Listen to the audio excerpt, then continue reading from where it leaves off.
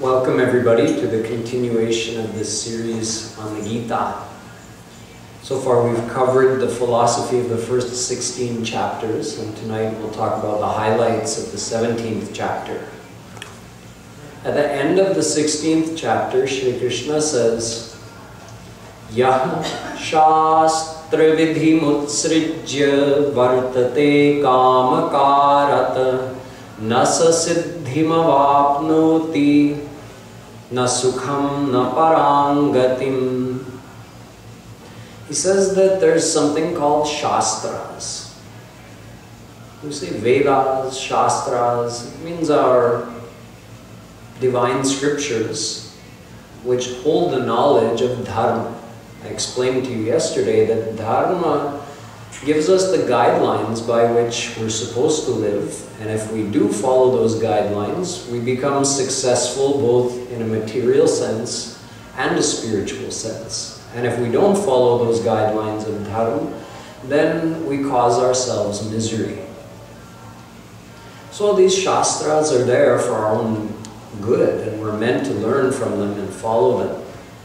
Here Sri Krishna says, the one who ignores the teachings of these scriptures and vartate kamakarata, he just does whatever he wants according to his own mind, well, na siddhim, he doesn't attain anything worthwhile in this world, he doesn't attain perfection, he's not successful. Na sukham, he doesn't find happiness. Na param gatim, and he doesn't reach his ultimate goal, because only by following the scriptures can we attain any of these things. That was the end of the 16th chapter. So in the beginning of the 17th chapter, Arjun thinks of a question. That there are so many people who ignore the teachings of the scriptures and do something with full faith. What happens to them? Ye shastra vidhi mutsrijya yajante shraddhayanvitah. They do some kind of worship, Arjun says, but ignoring what the scriptures teach us. Yet they're doing it shraddhayanvitah. They're doing it with full faith. So what kind of outcome do they receive from that?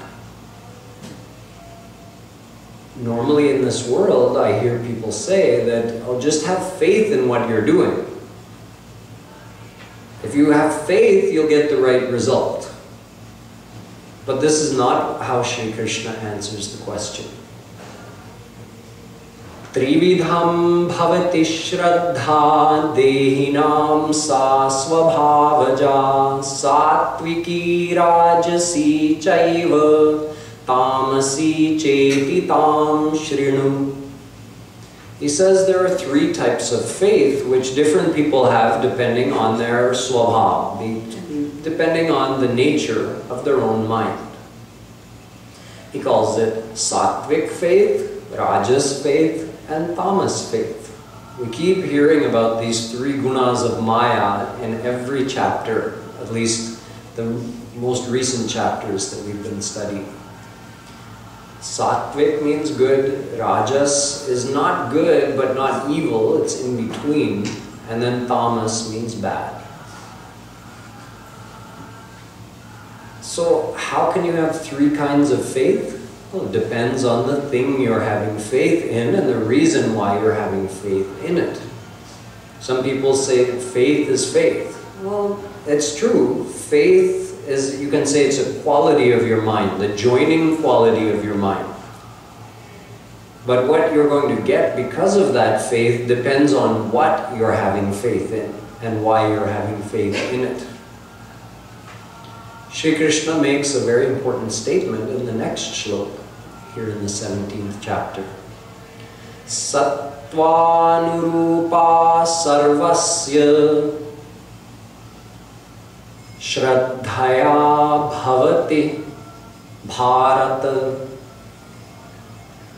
Shraddha mayoyam purusho yo yat shraddha sa eva sa.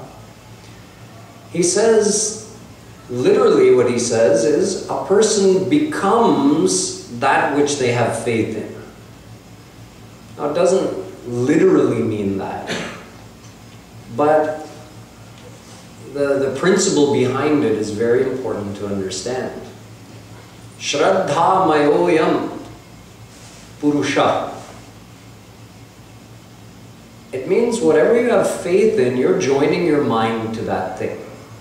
So you have your mind, and there's the thing you have faith in.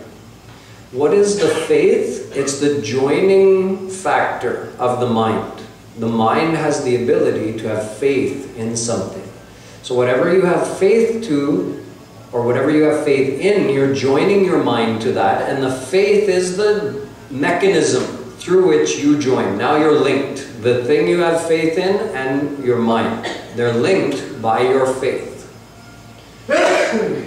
So, what are you going to get from that faith?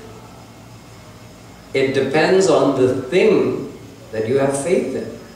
Because whatever you joined your mind to, now you're going to start receiving those qualities of that thing, that person, that path, that religion. The faith cannot change the quality of the thing that you're having faith in. That's a key. It means if you have faith in the wrong thing, you'll achieve the wrong thing.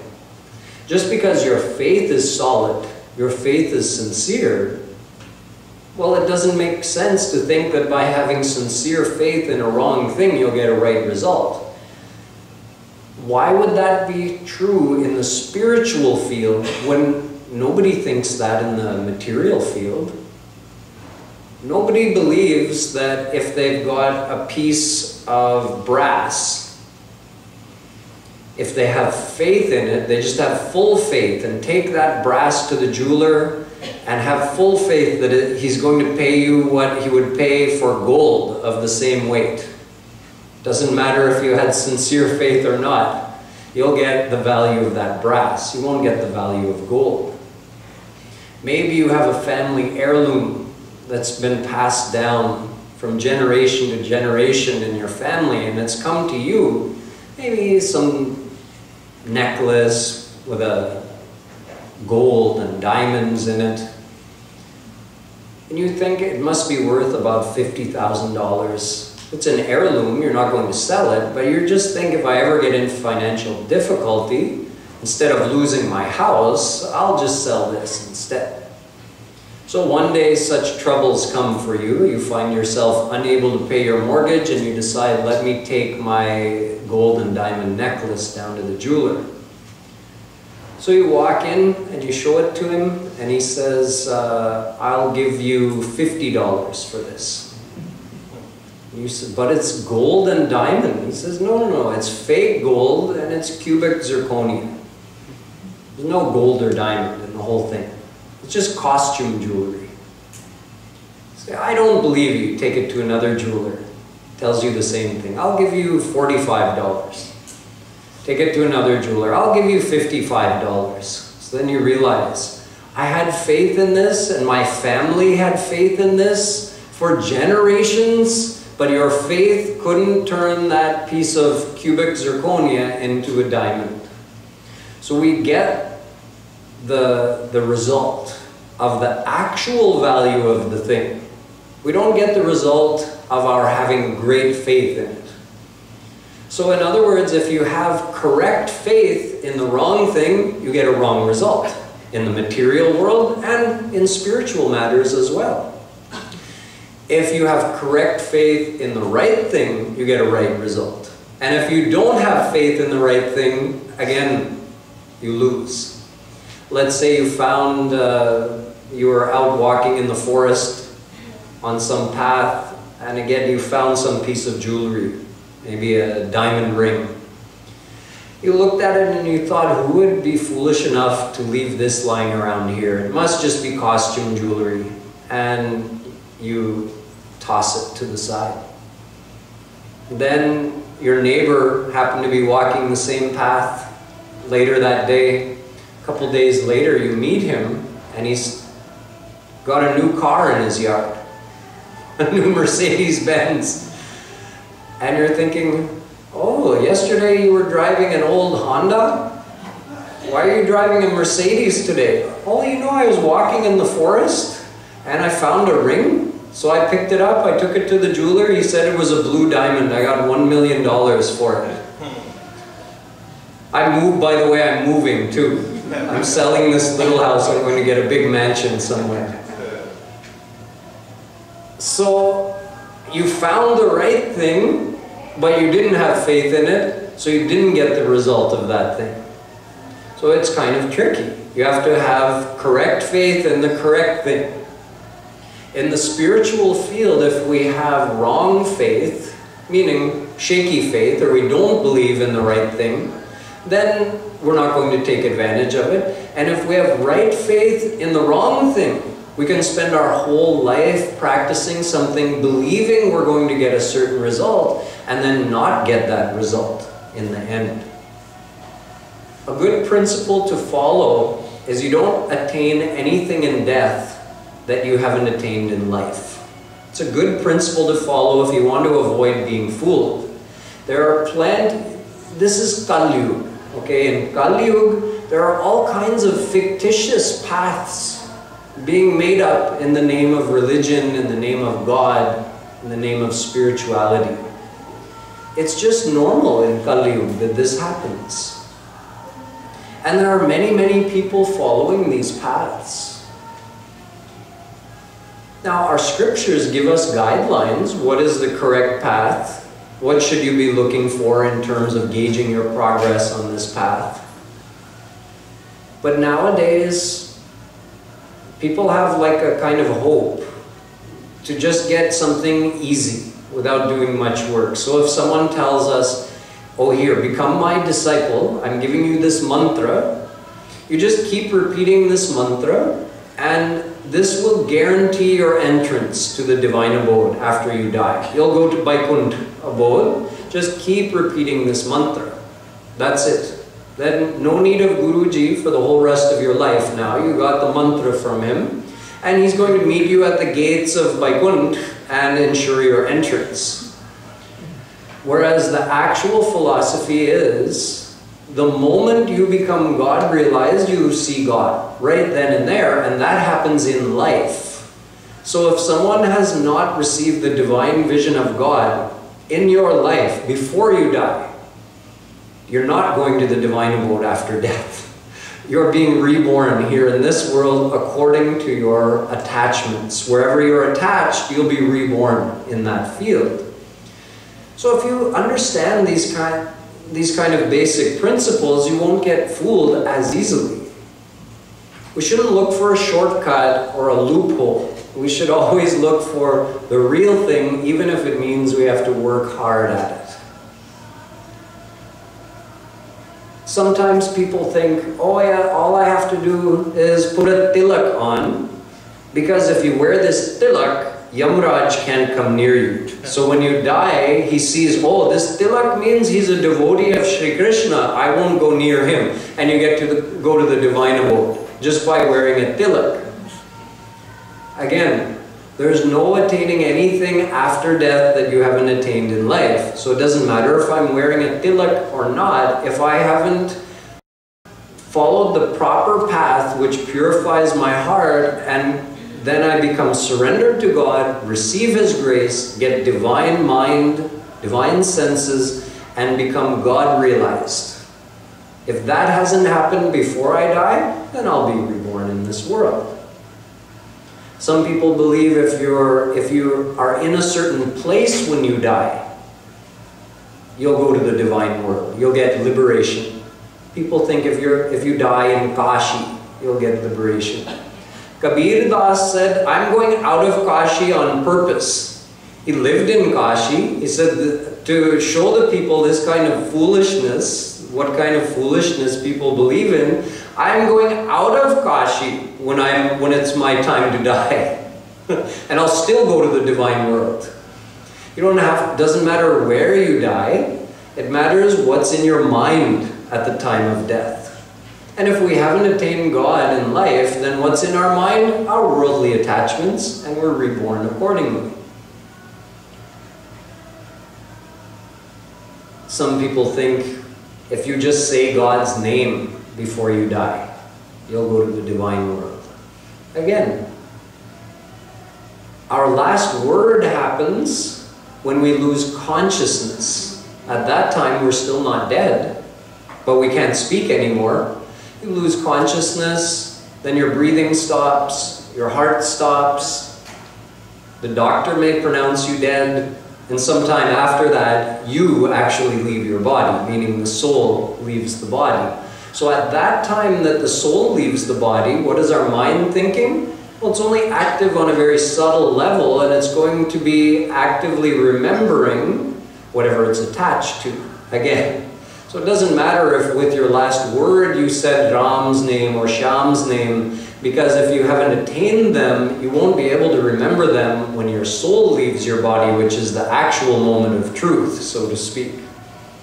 So there's no shortcuts or loopholes. Shree Krishna has told us at so many places in the Gita, things like Ma meva ye prapadyante maya metam taranti te. Only by surrendering to me can someone cross this maya. And if you cross maya, you're free from rebirth and you reach God. How do you become surrendered to Him? He says there's only one way. Bhakti. Bhaktya tvananyaya shakya ahamevam vidho Arjuna. Says I'm only attainable through bhakti. Naham vedair na tapasan na danena na chejyaya.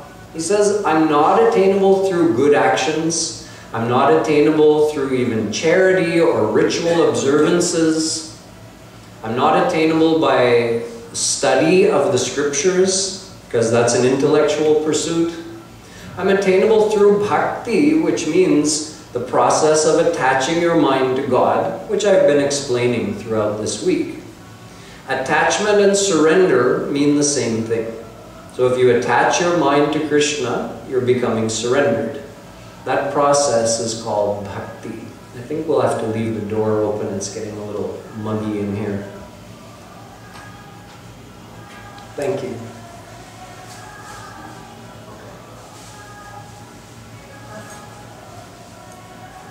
So faith is important and it's necessary, but it has to be in the right thing. Many, many people I meet believe that all I have to do is be a good person and I'll go to the divine world after I die. I'll go and be with God. But is this what the Gita says? No. Gita says that good actions result in going to Swarga. And Swarga is also under Maya. It's a temporary abode where souls can go temporarily and enjoy some higher Mayic pleasures. There's nothing divine there in Swarga, and you have to come back here and be born again, even after going to Swarga. So how do you reach God? You have to surrender to Him. See, it's possible to do good actions without being surrendered to God. So someone may spend their whole life believing, all I have to do is be a good person and I'll go to God. Yet, that's against the teachings of the Vedas. Punyena punyalokam nayati. It's against the teachings of the Gita. So if we believe it wholeheartedly, it won't change the outcome. The outcome will be, if we were a good person, we'll be reborn in this world with a better destiny, more well-being in our next life. That's it. We'll definitely be reborn, however. So my point is that it's very important to understand what is the correct path and have faith in that path. There are people in the world who believe wholeheartedly that I can go ahead and harm this person or these people, but because I'm doing it for my religion, I'll be rewarded. So out of hate, they're doing something bad to someone else, causing them suffering, and believing wholeheartedly that they'll be rewarded. So they have faith, but obviously the faith is wrong. It's in the wrong thing. If you, out of hate, harm another person, you'll be punished for that, not rewarded. The same goes for teachers, saints, gurus. There are many, many spiritual teachers in the world today. But according to Gita and according to Vedas, the only one who can truly help you reach God is one who themselves have already reached God. Tadvidhi pranipatena pariprashnena sevaya upadekchanti te jnanam jnaninas tattvadarshina. Gita says he has to be tattvadarshina. He has to have seen God himself, then he can help you find God. So let's say we're following someone. Maybe there are 100,000 or 1,000,000 people following this holy person. But this person is not God realized. Maybe they behave nicely in public and they're a good orator. They give nice speeches and they give some good quotations from the scriptures. But they themselves have not attained God. And the path they're teaching, well, how can it be right? If they themselves haven't attained God, how can the path they're teaching be right? Do they even know if it's right or not? They don't have the proof themselves if it's right. You get the proof when you reach God. That's when you know, yes, this was the right path. That's your ultimate proof. Let's say there's 1,000,000 people following this individual. Wholeheartedly, they have so much faith in him. So what will they get at the end of their life? They won't become God realized. They'll get the outcome of whatever they've done. So let's say it's just repeating a mantra, which is not a bad thing. It's a good thing. It's a good action. But if they haven't surrendered their mind to God, they won't go to God. So they'll get some kind of result out of that, but not God realization. This is just an example. So the saint we follow has to be correct as well. Just saying, oh, he's a holy person, have faith in him, God will grace you. No, you get what you have faith in. So let's say the person is giving nice, flowery speeches about God, but in his heart he only has ambition that people should follow me. I like when people call me Guruji. It makes me feel important. I want to have a big ashram, have some influence. It's very soothing to a person's vanity to have people follow them and look up to them and praise them. So spiritual people also fall victim to this kind of worldly desire. It's very enticing. It's very difficult to maintain humbleness if you have 1,000,000 people or 100,000 people following you. So what's in the person's heart? They're talking about God, but they've got worldly ambition in their heart the same as you do. So what are you going to get by having faith in that person? More worldliness. They may be talking about leelas of the Bhagavatam, but in their heart they have worldliness. You're getting worldliness. So the point of all of this is be careful. Have faith in the right thing. Educate yourself. Find out, what am I supposed... If this is a Guruji, so it's supposed to be a Guruji, find out from him. What am I supposed to get by following this path? Exactly. What are the markers along the way that I'm improving? So that I know, because I don't want to just wait until the ultimate attainment to know, oh good, it was the right path. I saw God, oh phew. I wasn't just wasting my time my whole life. No, there have to be some indicators along the way also of your progress. So a true saint is very clear. This is the goal. This is exactly what you're going to get, and these are the indicators along the way, and this is exactly what you have to do, and this is why. This is why it benefits you, and this is how you have to practice it. So then you can have some idea along the way that, are you following the path correctly? Is it a correct path? Are you getting the right benefits that you've been told you're supposed to get? This is what Shree Krishna is indicating here in the 17th chapter when he says you get whatever you have faith in, so it better be the right thing. And he says there are three kinds of faith: sattvic faith, rajas faith, tamas faith. Obviously, having faith in the right thing, having faith in a divine saint who can actually take you to God, that would be sattvic faith. Having faith in a rajas individual would be rajas faith. Having faith in an evil person, even unknowingly, is called tamas faith.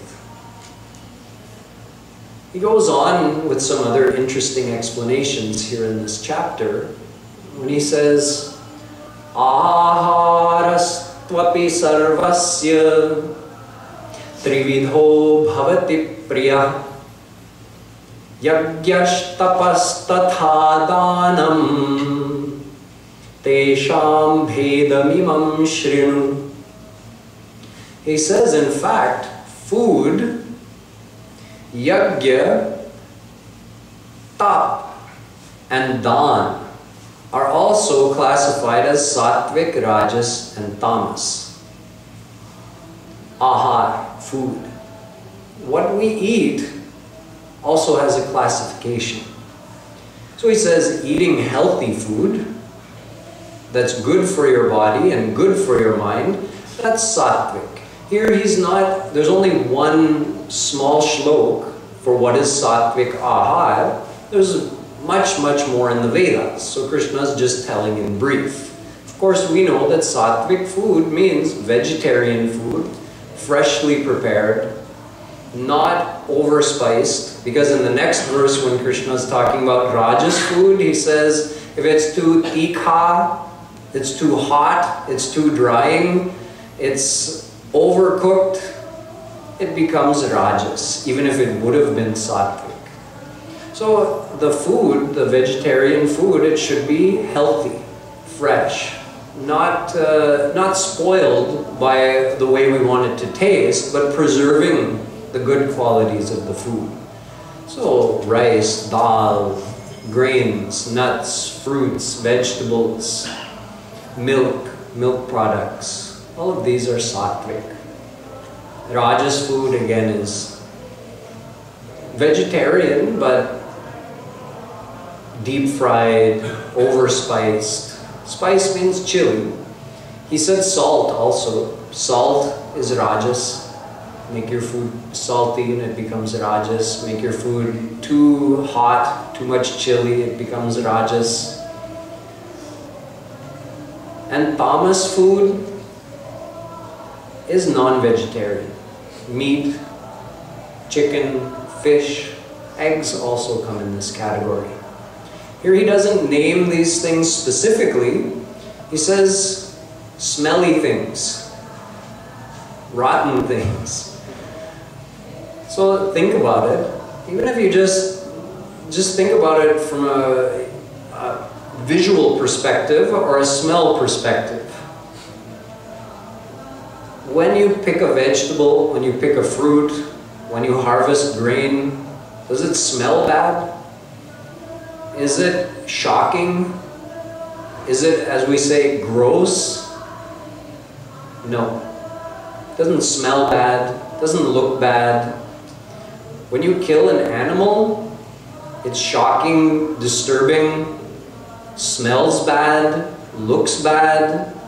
So use your common sense. Why would we eat food that comes from that kind of thing? If you leave a carrot sitting on the kitchen counter, even for 12 hours, is it going to rot? No. You leave some meat sitting on the kitchen counter and then eat that, you'll end up in the hospital.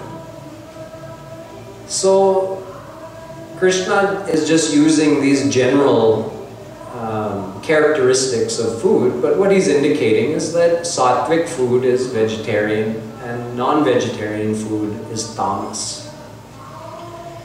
And when we say sattvic, rajas, or tamas, it means that it is also having that effect on our mind when we eat it. Yes, it's true. The act of killing an animal simply to eat it because we like the taste of that instead of eating vegetarian food, yes, that is considered a bad action.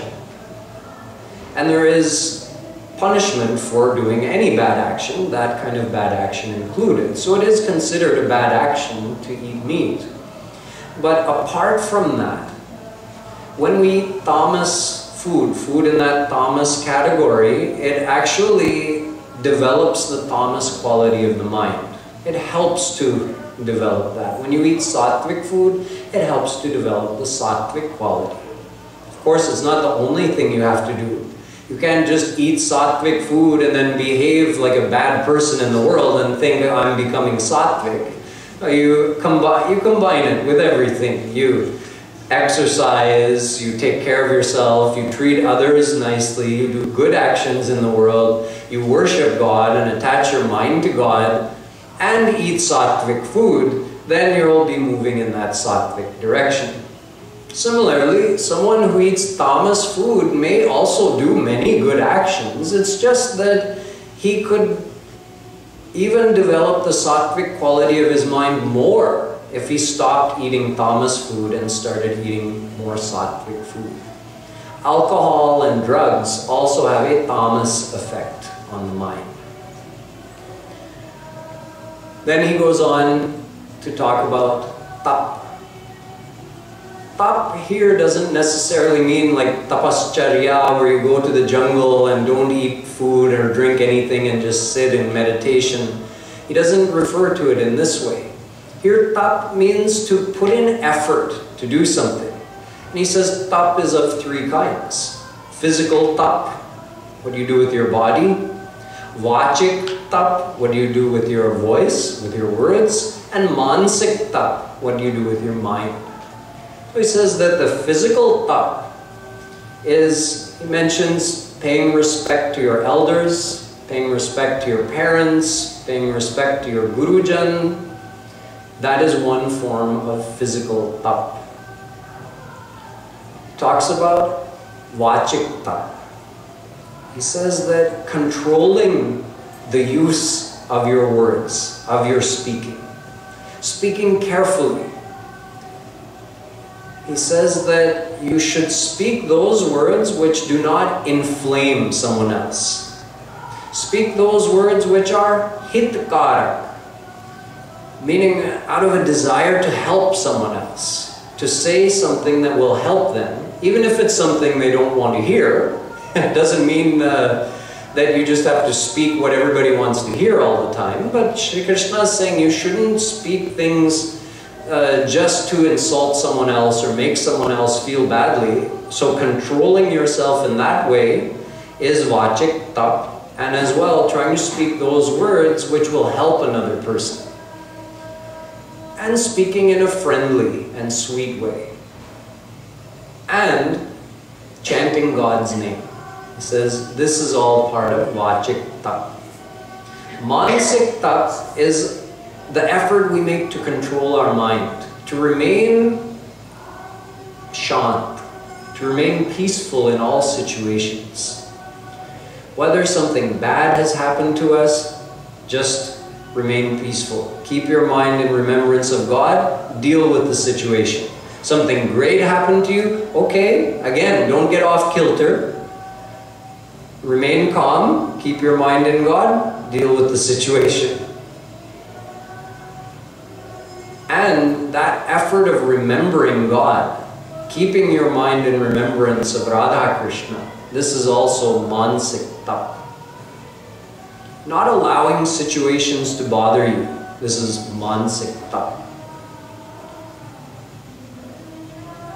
Then he talks about yajna. Yajna is a Vedic ritual, described a fire ceremony where people, they do it as a good action. There are many such formalities described in the Vedas. So Sri Krishna says if someone's doing one of these religious formalities, just take it as any religious formality.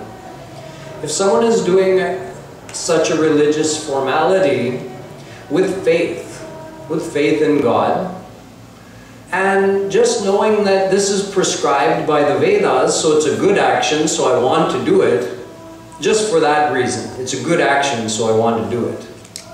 not having any selfish desire affiliated with it, and then carefully trying to fulfill all the vidhi.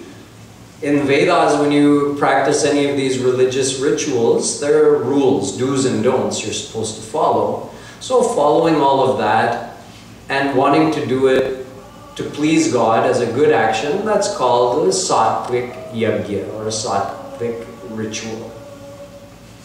If someone does the same kind of thing, but they do it with a desire to get, oh, by doing this, I'll get to go to Swarg, or I'll get some kind of reward in my next life, then it becomes Rajas. And if someone performs the same kind of ritual without following any of the rules, not giving charity as part of it, not following the do's and don'ts, just does it carelessly, that's tamas. And that results in punishment instead of a reward.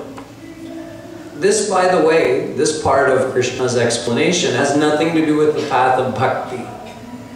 Bhakti is simply the surrender of your mind to God. There's no do's and don'ts for that. Just love Him and desire Him. This is just for people who want to accumulate some punya and get a better destiny or go to Swarga. Now regarding Dham, this part relates directly to people nowadays. Nowadays, yajna is not really followed in the world. It's too difficult. The do's and don'ts of the Vedas related to yajna are too hard to follow in Kali Yuga. So they're not even meant to be followed in Kali Yuga. Kali Yuga yoga na yajna na jnana eka adhar ram gunagana. Tulsidas Ji says in Kali Yuga, no one can follow the rules of yajna, or yoga, or gyan marg for that matter. The only recourse we have is to meditate on God and chant His name. Now regarding Dham, because as I was mentioning yesterday during the question and answer period, if we have more money than what we need for our own basic necessities, that extra that we have, that we generally use to enjoy this world, our scriptures actually say that that extra money should be used to help those who are less fortunate, who don't even have enough for their basic necessities. That's called Dham, charity.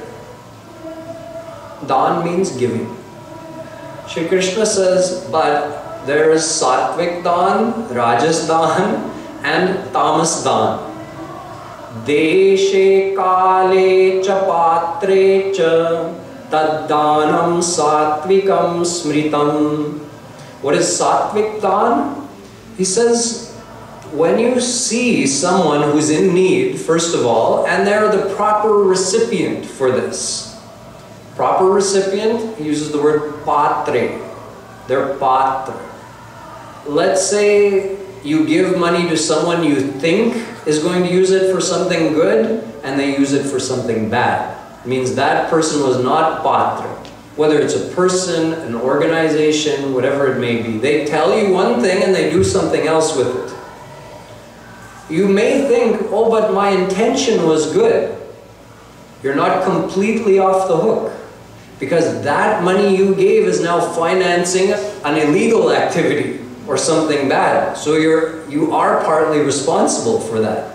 So we have to make sure the place we're giving it, it's actually going to be used for something good. Then kale, it has to be given at the right time when it's needed. Deshe, at the right place when it's needed. And Shree Krishna says it should be given with respect and humbleness, not with a desire to receive any accolades because of our charity. Just because we know it's the right thing to do. That is Sattvic Dham. Rajas Dham is the same thing if someone gives it to the right place, the right person, at the right time, it's used for something good, but they did it with a desire to be recognized or to be rewarded in some way. That's called Rajas Dham. It's obviously not as good as Sattvic Dham. And Tamas Dham is if someone gives it to the wrong person, it's used for the wrong thing, or they give it at the wrong time, in the wrong place, or they give it with lack of respect. Meaning with almost like durbhavana. They're not happy about doing it, they're just giving it like in a grumpy way, in a disrespectful way. Sri Krishna says that makes what could have been sattvic dhan into tamas dhan, because you disrespected the very person that you're offering that charity to. So we understand that there are specific guidelines in our scriptures that have to be followed. A lot of people probably think, oh, just give the money, it's okay. No, we have to be careful. We're going to get the results of what that money is used for. So in the end, Sri Krishna says, faith is important, but you have to have faith in the right thing. And in the end, we have to have faith in God. And having faith in God means believing He exists, believing that He's real, and believing that we can attain Him. Why not? If He's real, if He exists, why shouldn't we be able to see Him? Why shouldn't we be able to experience Him? And if He's gracious, as all the saints in scriptures say that He is, then why wouldn't He make Himself known to us? And He does through His scriptures. Why wouldn't He make Himself attainable to us? And He does through the path of bhakti. And why wouldn't He come to us? And He will when we surrender to Him. So we have to have faith in this. That is sattvic faith. That is correct faith. And if we have that faith, something else follows. Bhuk, desire. This shraddha, you could say, it also means desire. Because if you believe in God, you believe He exists, that He would come to you, that you could see Him, then why wouldn't you want to? If we don't have that desire, it means we don't have the faith. Certainly, if you, let's say, you found out that I had a brother, and when my brother was born, he was given up for adoption, or he was given to this family to take care of, but I wasn't told, I didn't know about him. And now I found out about him, and it turns out he's living in the house across the street. Won't you want to go and meet him? Of course you will. You'll be so excited to go. So if you believe that God exists and you're eternally His, He's eternally yours, you have that deep relationship with Him, of course you're going to have a desire to meet Him. If the desire is not there, it means our faith is not there. And without that faith, we'll be turned away from God and towards the world, and we'll continue to find miseries in this world because we keep looking for something that isn't there. We're looking for perfect love in the world, where nothing perfect exists. Perfect love is in God. Yet we're looking for that over here. You know, some people say, but God is in everything, right? God is in my husband, my wife, my children. God is in the food I eat. God is in the TV I watch. God is in everything of this world. So if I'm enjoying the world, am I not surrendering to God? If I'm having faith in the happiness of this world, is that not the same thing as having faith in God? It doesn't work that way, because you see, our mind is not attached to God. Is God physically here? Yes. But we get the result of our attachment. So, you see, Meera drank the poison, right? But what did she get the result of? She got the result of drinking divine bliss. Because as she was drinking that, she was only thinking of Krishna. Her mind was 100% in Krishna, so she got the result of Krishna, not the result of the poison. If one of us drinks the poison, we'll be killed. So you get the result of that thing. See, God is, let's say you take some mud, or even some gobar, and you make a laddu out of that. and you think, I'm just going to believe that this is rasgulla or gulab jamun. I like gulab jamun better than rasgulla. And you eat that gobar gulla. Are you going to get the result of eating rasgulla? No, absolutely not. It doesn't matter how much faith you have in it. You know why? Because rasgulla is not omnipresent. But God is omnipresent. So whatever, you see, we have murtis in our mandirs. If you worship a stone murti, thinking it's a piece of stone, you'll get the result of worshipping a piece of stone, which is nothing. If you worship that piece of stone believing Krishna is in it, you're right, because he is. So instead of attaching your mind to the stone, you're attaching your mind to Krishna who's in the stone. But do we do that in the worldly things? No. When we're enjoying eating food, are we thinking, oh, Krishna's in this food? And as you're savoring every bite, you're thinking of Krishna? No. Your mind is just in the taste of the food. So it means your mind is attached in Maya, not in Krishna. When we love a person in this world, are we thinking every moment of the day that, oh, Krishna is in this person, I love Krishna who's permeating this person? No, we don't. We're just thinking about the person. So we can't hang on to that excuse that, well, Krishna, you're in this person's heart, and I love them, so I should get the result of loving you. No, your mind was attached to that person, so whether they're sattvic, rajas, or tamas, you'll get that result. Whereas if you attach your mind to God in any way, attach your mind to God in the murti, in the food, in the person, wherever. If you attach your mind to God, you'll get the result of attaching the mind to something divine, which is God realization. So that's how it works. We really do have to make the effort to attach our mind to God, and that will only happen when we have a desire for God. And that desire is created through knowledge that we get from scriptures like the Gita. I told you in the very beginning of this series that although Gita is called Brahma Vidya Shastra, the knowledge of God, yet you don't know God by reading the Gita or learning the Gita. What Gita does is, if you understand the knowledge in the Gita, it develops a desire in you to know God. Because it explains the true nature of this world, and it explains that God is bliss, and if you attain Him only, you can become truly blissful. So this kind of knowledge develops that desire to find God. Then you're ready to follow a path to God. If there's no desire to find God, then why would we put the effort in to follow any path? Thus, the knowledge of the Gita is very important, has to be carefully understood, and then it has to be applied in one's life.